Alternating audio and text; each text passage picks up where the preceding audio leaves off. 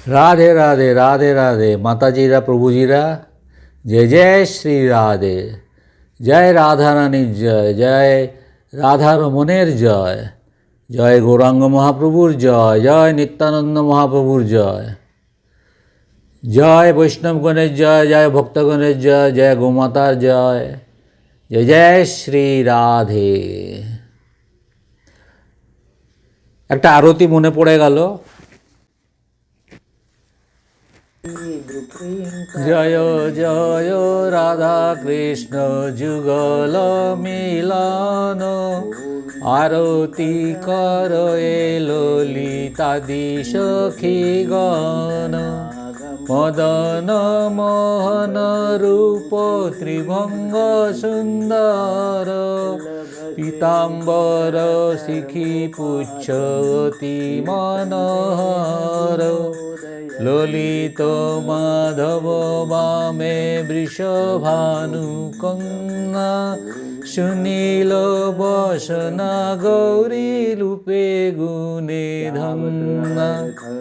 নানাবিধ অলঙ্কার করে ঝলমল, হরিমন বিমোহন বদন জল।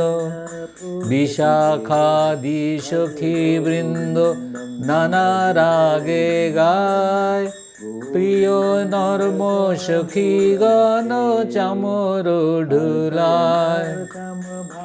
শ্রী রাধা মাধব পদ সরসিজ আসে, ভকতি বিনোদ সখী পদে বসে ভাসে। এই যে লাস্ট লাইনে আসলো ভক্তি বিনোদ, এই রচনাটা ভক্তি বিনোদ ঠাকুরের। এরকম অনেক আরতি, অনেক ভজন, অনেক পুস্তক। তার রচনা এত যে বলা মুশকিল। বৈষ্ণব সাহিত্যকে এত দিয়েছেন যে তার বলার নেই। ভক্তিবিনোদ ঠাকুরের জন্ম হয়েছিল বীরনগর, নদিয়াতে। তার নাম ছিল কেদারনাথ দত্ত। বড়লোকের বাড়িতে জন্ম, কিন্তু ছোট থেকেই কৃষ্ণ প্রেমে তার আগ্রহ।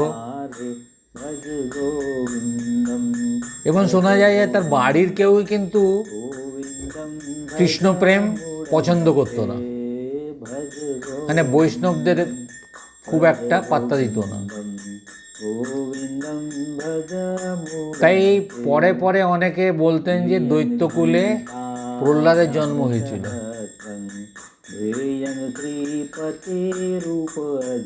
তো ভক্তিবিনোদ ঠাকুর ছোট থেকেই অনেক মেধাবী, প্রচণ্ড আগ্রহ কৃষ্ণ চৈতন্যদেবের উপরে। ক্রমে ক্রমে বড় হচ্ছিলেন, পড়াশোনায় বিরাট মেধাবী।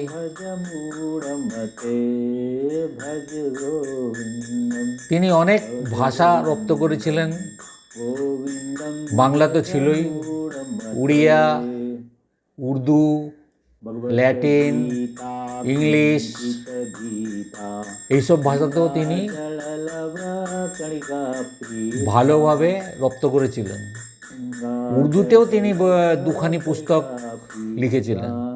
আর ইংরেজি তো বলারই নেই।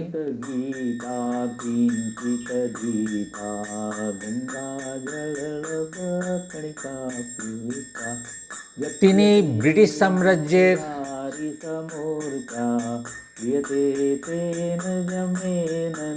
শাসনকালে, তখন তো ব্রিটিশ সাম্রাজ্যই ছিল, তো তাদের চাকরি করেছেন। এবং চাকরি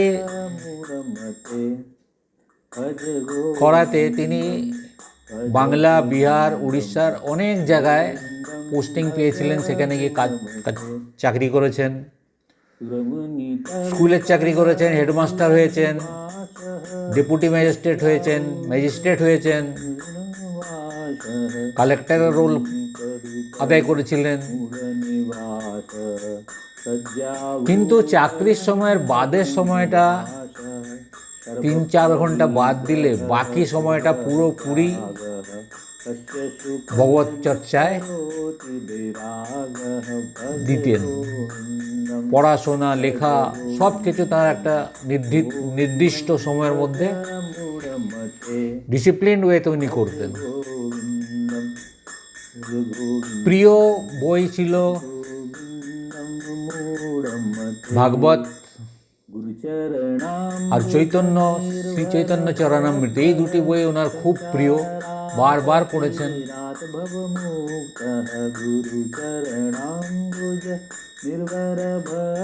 কৃষ্ণ প্রেম জাগানোর জন্য তিনি অনেক কীর্তন করিয়েছেন, অনেক জায়গায় অনেক সবাই গিয়ে বক্তৃতা দিয়েছেন, অনেক লেখালেখি করেছেন। লেখালেখি তো আগেই যেমন বলেছি যে এত লেখা একটা জীবনে যে কেউ লিখতে পারে সেটাই একটা অসম্ভব ব্যাপার।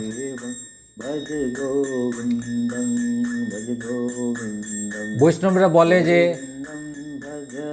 ইনি আসলে কমলা মঞ্জুরি ছিলেন, রাধারানীর মঞ্জুরিদের মধ্যে একজন।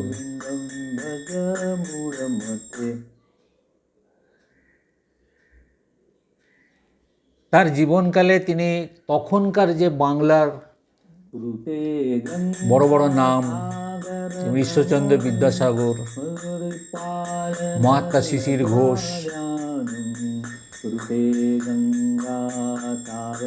দ্বিজেন্দ্রনাথ ঠাকুর, এদের সংস্পর্শে এসছেন, এদের সাথেও বৈষ্ণব চর্চা করেছেন।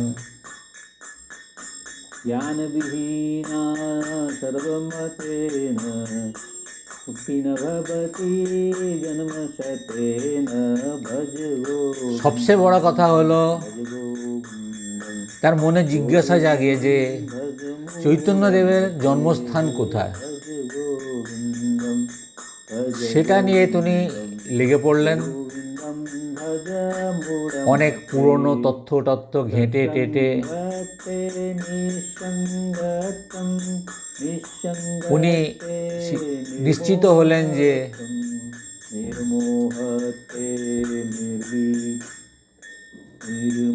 চৈতন্যদেবের জন্ম মায়াপুরেই হয়েছিল। যোগপীঠ নামে যে স্থানটি আছে সেটাই তার আসল জন্মস্থান। আর তার এই কথাকে তখনকার যে বড় বড় সব বৈষ্ণব ছিল তারা স্বীকৃতি দিয়েছিলেন। সেই যোগপীঠ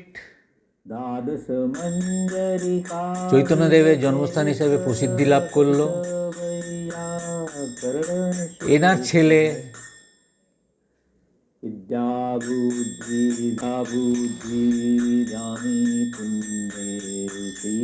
ভক্তিবিনোদ ঠাকুরের চতুর্থ ছেলে শ্রীল ভক্তি সিদ্ধান্ত সরস্বতী ঠাকুর, তিনিও বাবার শিক্ষায় অনুপ্রাণিত হয়ে বৈষ্ণব সমাজের শিরোমণি হয়েছিলেন। তিনি ভারত এবং ভারতের বাইরেও অনেক গৌড়ীয় মঠ স্থাপন করেছিলেন। আর তাঁর শিষ্য হচ্ছে এসি ভক্তিবেদান্ত শ্রী প্রভুপাদ। এই এনার শিষ্য ছিলেন। ভক্তিবেদান্ত স্বামী একবার এক জনসভায়, মানে ভক্তি সভা যে ছিল সেখানে বলেছিলেন যে ভবিষ্যতে একজন আসবে যে এই কৃষ্ণ নাম ঘরে ঘরে পৌঁছবে, বিদেশেও পৌঁছে দেবে। আর তোমরা দেখবে যে বিদেশিরা, এই ফর্সা চামড়ার লোকেরা ভারতে এসে হরিনামের কীর্তন করছে। তার এই ভবিষ্যৎবাণী সফল হয়েছিল, যেটা আমরা প্রভুপাদের মধ্যে দিয়ে দেখতে পাই। তো ভক্তিবেদান্ত স্বামী তার জীবনকালে যেমনি বললাম যে উড়িষ্যা, বাংলা, বিহারে অনেক জায়গায় তো গেছিলেনই, সেরকমই প্রয়াগ, কাশী, বৃন্দাবনেও গেছেন। বৃন্দাবনে তার সাথে দেখা হয় বৈষ্ণব শ্রেষ্ঠ জগন্নাথ দাস ঠাকুরের সঙ্গে। তিনি এই জগন্নাথ ঠাকুরকেই তার বলা যায় মানে সবচেয়ে প্রিয় মানুষ। গুরু আগেও ছিল, দীক্ষা নিয়েছিলেন। তার দীক্ষাগুরু ছিল বিপিন বিহারী গোস্বামী, কিন্তু এই জগন্নাথ গোস্বামীকেই তিনি সবসময় মাথায় করে রাখতেন। এমনকি তাকে যোগপীঠে নিয়ে এসেছিলেন। তখন জগন্নাথ দাস বাবাজির অনেক বয়স, চোখে টোকেও দেখতে পারতেন না, কিন্তু বলা হয় যে, শোনা যায় যে যেই যোগপীঠে তিনি গেলেন তার অসমর্থ দেহ কোথায় হারিয়ে গেল। তিনি নাকি লাফিয়ে লাফিয়ে কীর্তন করতে লাগলেন আর বললেন, এটাই আসল জায়গা, এটাই চৈতন্যদেবের জন্মস্থান। এটা একটা বিশাল পাওয়া বৈষ্ণবদের জন্য, যে চৈতন্যদেবের জন্মস্থান ইনি খুঁজে বার করেছিলেন। যদিও অনেকে নদিয়াতেও, নবদ্বীপেও চৈতন্যদেবের বাসস্থান বলে একটা স্থান আছে, সেখানেও যান ভক্তরা, বৈষ্ণবগণ। কিন্তু ইস্কনের সবাই মায়াপুরের যে জন্মস্থান সেটাকেই তারা প্রাধান্য দেয়।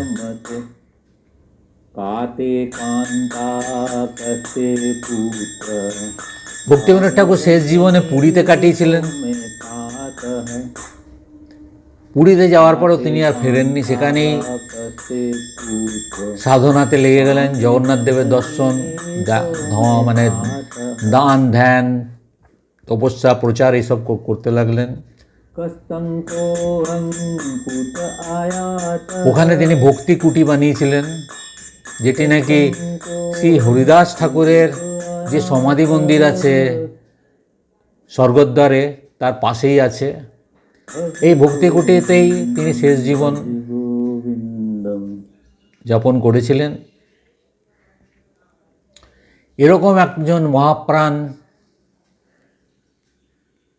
মনীষী, তপস্বী, সাধক, লেখক, একসাথে অনেক কিছু, যুগ যুগান্তর ধরে বৈষ্ণবদের অনুপ্রেরণা জানিয়ে যাবে। তার উদ্দেশ্যে একবার বলি, রাধে রাধে, রাধে রাধে, রাধে রাধে।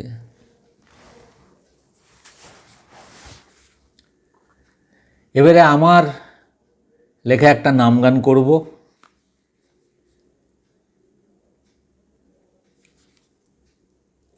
গৌরাঙ্গ তুমি কবে হৃদয়ে বসিবে, বিষয় বাসনা প্রভু কবে তুচ্ছ হবে। কবে আমি বাহু তুলে হরি হরি বলি, কোথায় তোমার কৃপা পেয়ে এ জগত ভুলি। সুখ দুঃখ তুচ্ছ হবে গৌর প্রেমে মোর, কবে আমি নামাশ্রয়ে হইব বিভোর। করুণা কর হে প্রভু, আমি যে তোমার, কবে তোমার প্রেমে বইবে অশ্রুধার।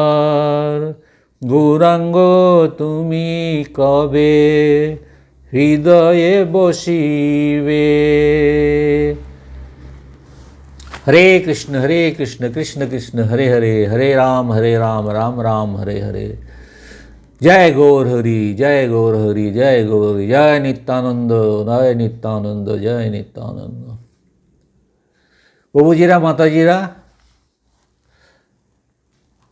এই ভিডিওটি আপনারা তো নিশ্চয়ই দেখবেন, আপনাদের বন্ধুদের,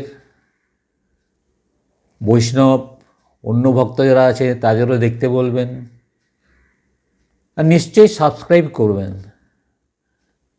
তাহলে আমার যে পরের নাম গানের ভিডিওটি আসবে অতি সহজে আপনাদের কাছে পৌঁছে যাবে। राधे राधे राधे राधे राधे राधे, जय जय श्री राधे, जय जय श्री राधे, जय जय श्री राधे।